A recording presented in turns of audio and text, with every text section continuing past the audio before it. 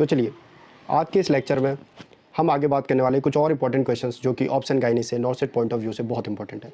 पहला पॉइंट हम इसमें जो डिस्कस कर रहे हैं वो है प्रेजेंटेशन। प्रेजेंटेशन किसे बोलते हैं? Is a part of foetus which occupies the lower pole of the uterus. Presentation part of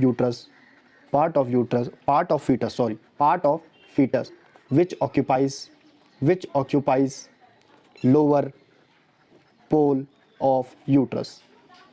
foetus का वह भाग जो लोअर पोल ऑफ यूट्रस को ऑक्यूपाइज करता है, that is presentation.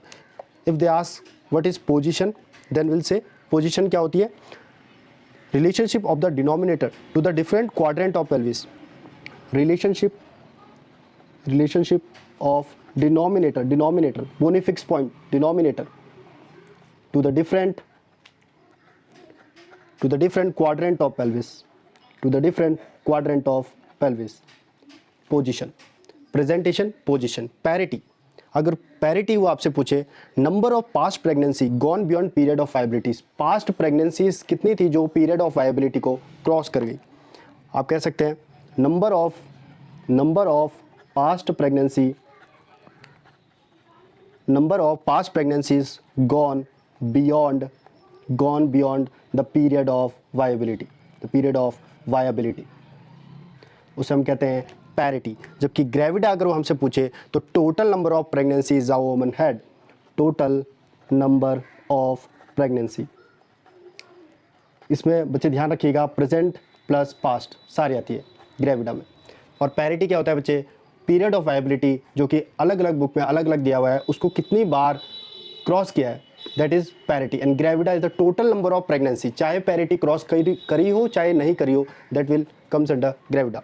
Okay, so next question is WHO recommend ANC visit, minimum ANC visit कितनी होनी चाहिए? 8। याद रखिएगा WHO recommend ANC visit total number कितनी है? 8 एंटीनेटल विजिट होनी चाहिए।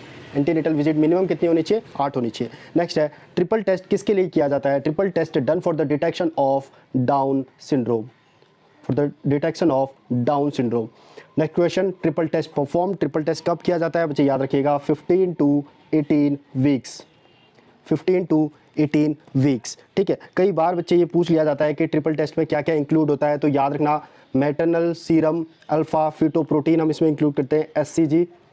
ठीक है, एक आई थिंक इसमें एस्ट्रोजन। तो ट्रिपल टेस्ट के अंदर इंक्लूड होता है maternal serum alpha fetoprotein, SCG and estriol.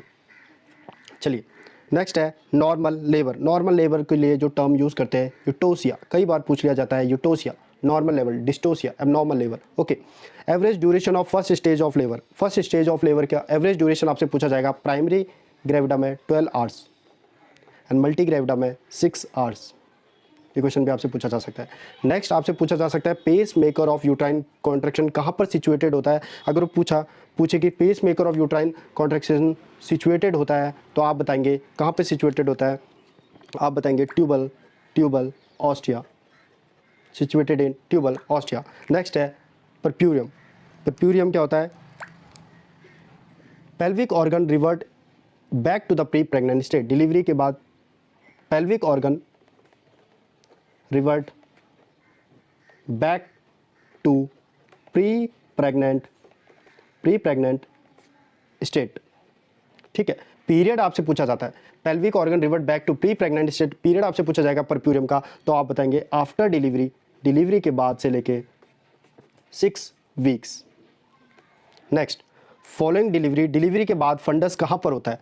जी याद रखिएगा after delivery fundus lies about 13.5 centimetre above symphysis pubis.